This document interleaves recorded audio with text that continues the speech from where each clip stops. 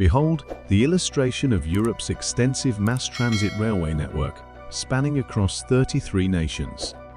The yellow lines signify active railway routes, forming an intricate and dense web.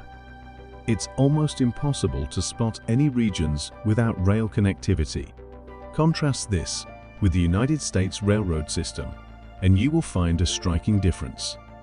While there are regions with robust mass transit, vast portions of the country remain outside the coverage of Amtrak, the premier passenger railway service in the nation.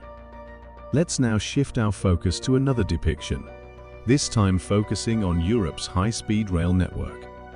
Understandably, high-speed rail routes aren't as widespread as conventional railways, given the meticulous design, stringent planning, and significant investment they necessitate. Despite these challenges, a noticeable presence of high-speed rail is evident in Europe. This presents a striking contrast with the United States, as this map illustrates. While the US does have certain high-speed rails, like the Acela line in the Northeastern Corridor, it hardly constitutes a comprehensive map of transport solutions. Additionally, the Acela line isn't really that speedy. It can hit around 150 miles per hour, but the average speed is less than 70. This is not the situation with Europe's exceptionally well-crafted railroad system. Bear in mind that Europe's network achieves this feat while stretching across 33 unique nations on an extremely diverse continent. I know what might be crossing your mind. It's only because Europe is smaller than the United States. This, however, is a misconception. The landmass of the European Union is, in fact, smaller than the continental US. Europe's landmass is approximately 1.4 times the size of the United States, thereby refuting the argument that the expansive size of the US hinders the development of a well-structured transport system.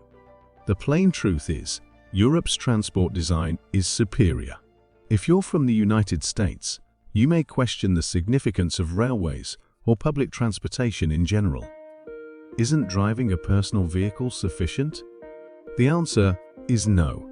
And Europe provides compelling reasons why an over-reliance on private transportation can harm a functional transit system. Consider these maps comparing the road networks of the US and the EU. At first glance, the EU's road system may not appear as intricate as that of the US. Yet, when you examine global rankings of the most traffic-congested cities, European cities are notably absent from the top of the list.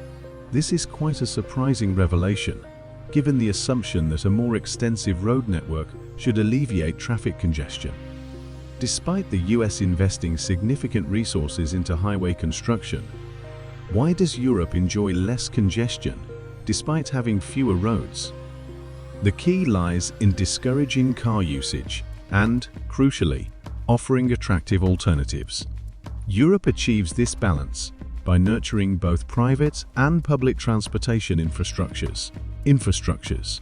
The US also has both systems, but they pale in comparison. Furthermore, Europe has implemented measures to make car ownership and usage costly. High taxes on vehicles and fuel are part of this strategy. Take a look at this map displaying global gasoline prices. European countries sit at the top, implying high prices, whereas the US ranks towards the bottom, indicative of low fuel costs. Let me emphasize that making driving costly only makes sense if there are appealing alternatives available, which is not the case in the United States, but is certainly true for Europe. Naturally, this strategy wouldn't be successful in the US given its current transport infrastructure. However, in Europe, it's a highly effective approach, as it alleviates road congestion for those who genuinely require road access, while offering everyone else a cost-effective and efficient alternative, such as Europe's fantastic public transportation system, including their extensive rail network. This is arguably a superior strategy. While a significant majority of Americans, around 91%, have access to cars and gasoline is relatively cheap, it leaves a 9% segment without vehicle access. What are the options for those unable to afford a car? Public transportation may not be a viable choice or may simply be too pricey for many, thereby sidelining those less economically advantaged. Making matters more complicated, some US cities have even eliminated public transport services to make room for additional car traffic. In a surprising turn, American streetcars like trams have been displaced to create larger roads. Contrast this with cities like Oslo, Berlin, and Madrid, where debates are ongoing to limit or even prohibit most cars from city centers. And let's not overlook the parking requirement for cars, which is where the situation takes a somewhat ludicrous turn. The United States boasts a staggering 2 billion parking spaces for its 250 million cars, translating to 8 parking spaces for each vehicle. In Europe, the ratio is roughly 1-to-1, with approximately 250 million public parking spaces for 300 million vehicles. To highlight the absurdity of the US situation further, the land allotted for car parking actually exceeds the area set aside for housing. It's truly remarkable how housing space is being compromised in American cities due to a preference for creating more parking spots. Such a situation wouldn't be acceptable in the EU, as it has established policies aimed at enhancing urban planning.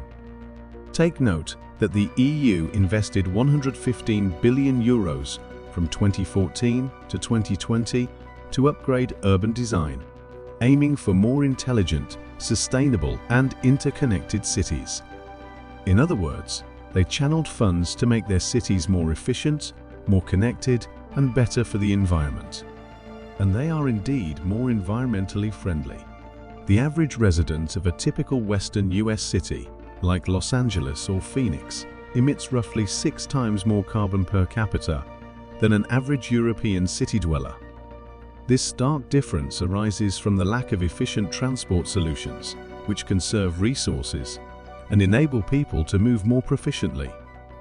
And indeed, efficient mobility is something most of Europe's population can enjoy, thanks to the European Union. Most European nations are EU members, which provides EU citizens with numerous benefits, including free travel within the area. This is one of the EU's most significant achievements, as it allows an EU citizen to freely travel to other EU member states and stay for up to 3 months. European Union citizens can travel, study, and work in other member countries with just a passport or ID card, removing the need for visas or embassy visits. This centralization aids smart design by allowing skilled individuals to contribute where they're most needed. Europe's excellent cycling infrastructure is another smart design element, as seen in the network density map, particularly in the Netherlands. While a comparable US bike path map doesn't seem to exist, it's clear Europe's accomplishments in creating a seamless, efficient, and affordable travel system for diverse nations are remarkable. Envision traveling across Asia with no border or visa checks, a testament to Europe's distinct and successful design history.